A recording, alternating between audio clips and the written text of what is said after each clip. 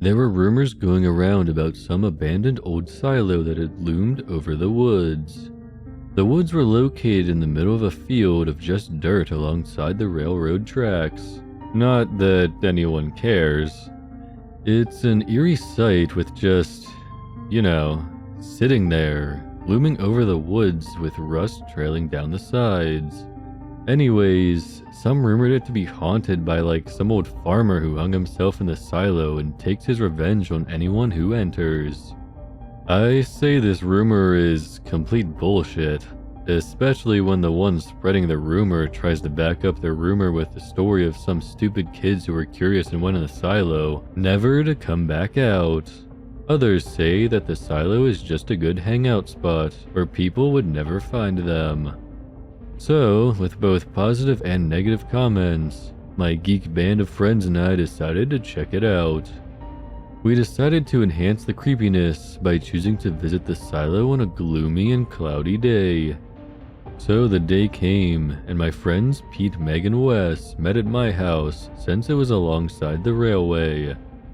We walked along the railway talking and laughing, having ourselves a good time. Until we saw it. The silo was, of course, just sitting there, looming tall over the trees. Curious, we walked towards it as our laughter, along with our talking, died down. The closer we got to it, the colder it felt, as if there was some sort of cold, dark aura radiating from it, sending shivers down our spines. Hell! Wes even let out a small little yelp. We paced around the circumference of the silo, looking for an entrance of some sort. We ended up finding a ladder leading up into the silo. The rungs of the ladder were also handles to open hatches along the side of the structure. All were locked, except for one. Though it was stuck, so we had Pete climb up and open the hatch. And within a few minutes, we were inside the silo, standing on the hay left in there. In the corner, there was a large hole, deep in the hay. It was dark, but we could hear a steady flow of air coming from the bottom. Oddly enough, there was a rope descending into the hole. Since I was the only one smart enough to actually be prepared for this, I took out my flashlight. Holding the flashlight in my mouth, I began to descend.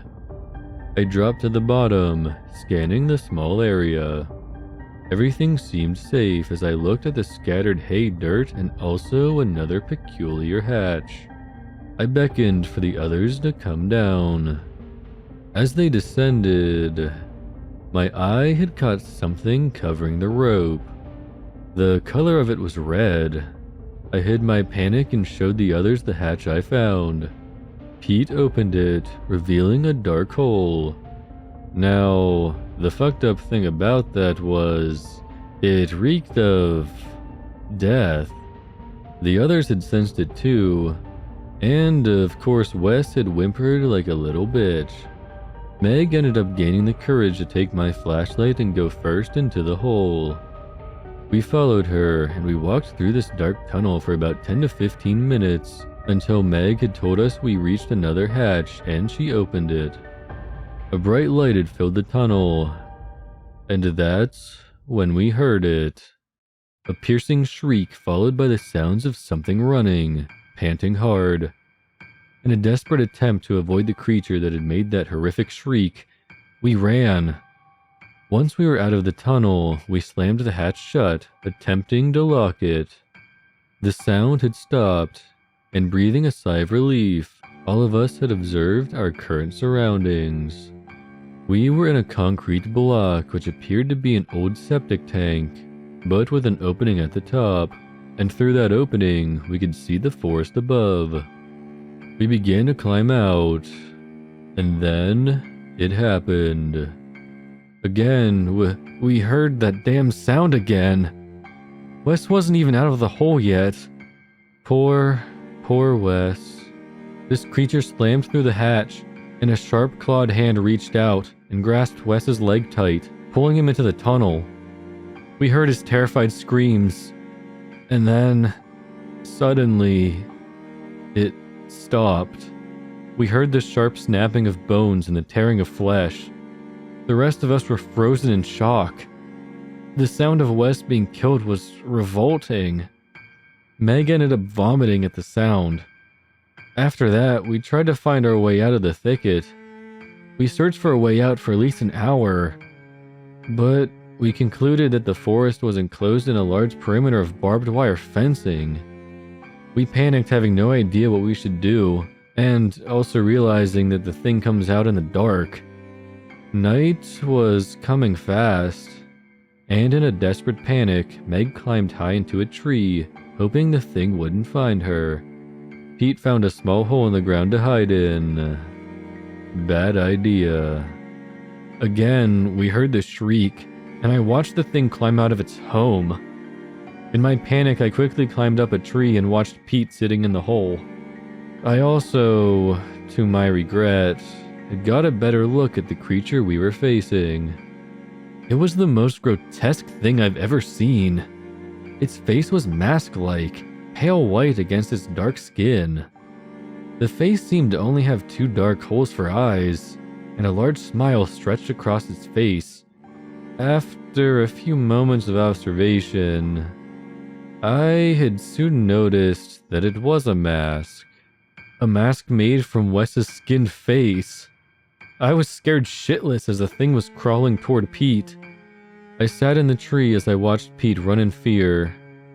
But that was no use, since the thing caught up to him instantly.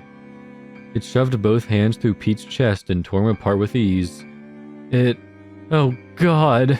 Its chest opened up, revealing bloody tendrils that wrapped around Pete's head, tearing it off from his mutilated corpse, slowly pulling it into the empty cavity, and sealed it shut.